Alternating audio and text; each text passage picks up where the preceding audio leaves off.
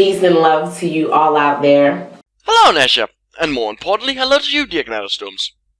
I have few things on my mind, and I just wanted to say that it's about to get cold.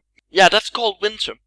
And I think that if we want to save money, if we want to save our worries, and we want to not have to call out for work because of our youth being sick, one thing that we can start with is trying out probiotics. Personally, I would go on warm clothing, but fair enough. Jokes aside, she's talking about protecting people against the flu and seasonal cold epidemics that winter brings with it. While there is evidence that probiotics may help in treating some intestinal conditions, such as antibiotics-associated diarrhea, their effects on respiratory infections have been thoroughly disproven. And home remedies, which of course do work. Of course they do. You wouldn't happen to have one against making sweeping and unfounded statements, would you? And I understand that the media out here is trying to mock the fact that nature is the way. You know, nature. Like the potato you're using to film with. So, it's very, very adamant that we research and we look into what we are allowing them to give the youth with these vaccinations. I agree. And unlike you, I have actually done that. They're very, very, very dangerous. And that was very, very, very wrong. Apart from the dangers inherent to all medical treatments, vaccines have been conclusively shown to be safe.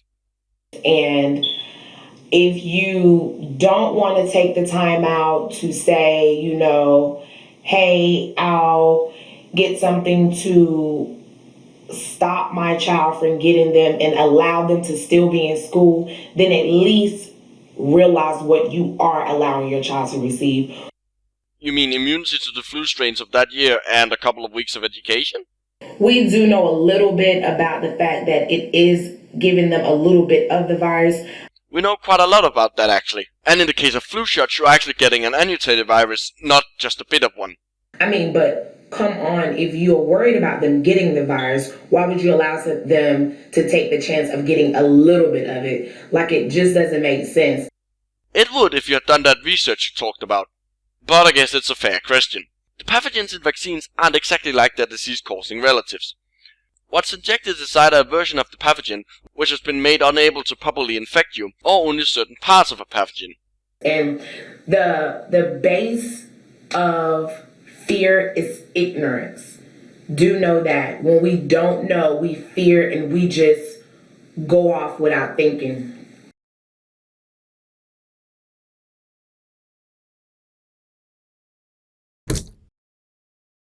So it's really important that before we get into this crazy, as we call it, flu season, that we find ways to protect our youth. Which is why flu shots were invented. There are things called colloidal silver water, echinacea, and golden seal. We have also, like I said, the probiotics for all ages. It's not just one age. Colloidal silver is neither safe nor effective at treating anything. Golden seal doesn't do shit either. There's some evidence that some type of echinacea may provide some benefit, and I already talked about probiotics. So thanks but no thanks, I think I'll stick to the vaccine.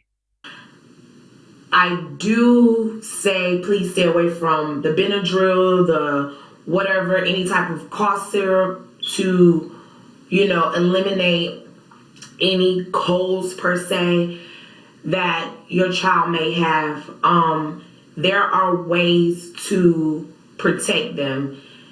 Wait, we're talking about colds now? Do I really have to point out that colds and influenzas aren't the same thing? As for Benadryl, it's an antihistamine, not an antiviral drug, meaning it doesn't eliminate vira, but rather treats the symptoms caused by the histamine released by the immune system. Oh, and fuck you for suggesting that people shouldn't use things we know work. It is very, very dangerous out here, and no one is here to protect our youth but us. We are responsible for that.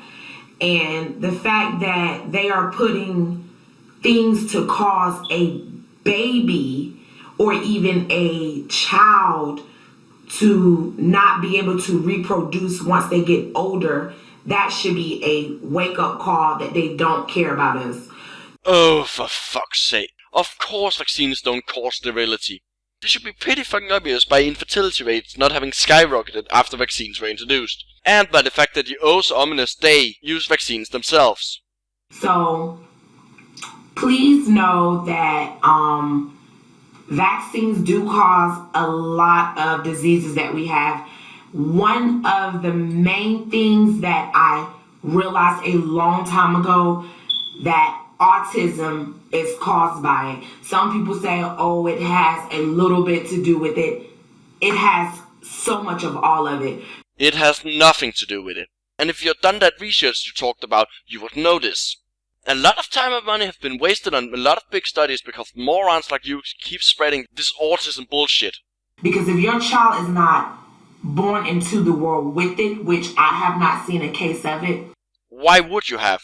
The symptoms of autism usually don't become pronounced enough to be noticed until the child is a couple of years old.